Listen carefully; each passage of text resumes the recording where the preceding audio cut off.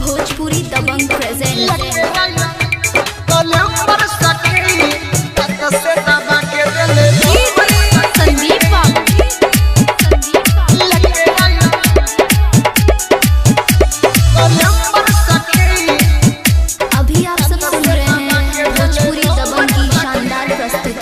जाती रहनी पढ़े मोतिहारी हमें देख देख के कैले चिहिकारी हमें ऐसा कैले चिहिकारी जाती रहनी पढ़े मोतिहारी हमें देख देख के कैले चिहिकारी पड़त रहे हमर पीछा फोटो कहे कैगो घीचा पड़त रहे हमर पीछा फोटो कहे कैगो घीचा बस गइले दिल के अंदर सखी लेके आया रहे बोले पर सखी दांत से दबा के दिले नंबर सखी लेके आया रहे बोले पर सखी दांत से दबा के दिले नंबर सखी संदीप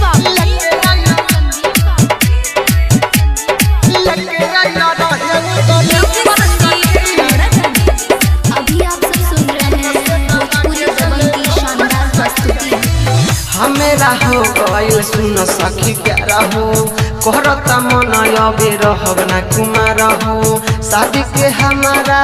है बसुतारा हो जई है राजी पापा जी हमारा हो ऐसा राजी पापा जी हमारा हो हमेरा हो गइल सुन सखी प्यारा हो कहरता मन अबे रहब ना कुमार हो शादी के हमारा है बसुतारा हो जई है राजी पापा जी हमारा हो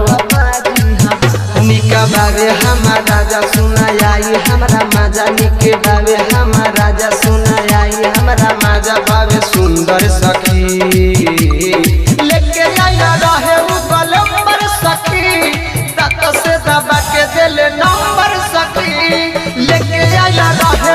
नंबर सखी दांत से दबा के दिले नंबर सखी संदीप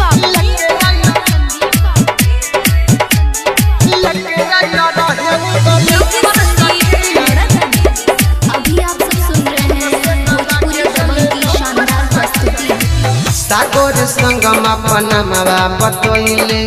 राइटो रघुडू जी से नंबर लिखवैले साथी संघाती संगे पर के घुमैले जाए के बेरी आइसक्रीम खियाइले ऐसा के बेरी आइसक्रीम खियाइले निके सोयर जुन अपना मावा बतैले राइटो रघुडू जी से नंबर लिखवैले साथी संघाती संगे पर के घुमैले जाए के बेरी आइसक्रीम खियाइले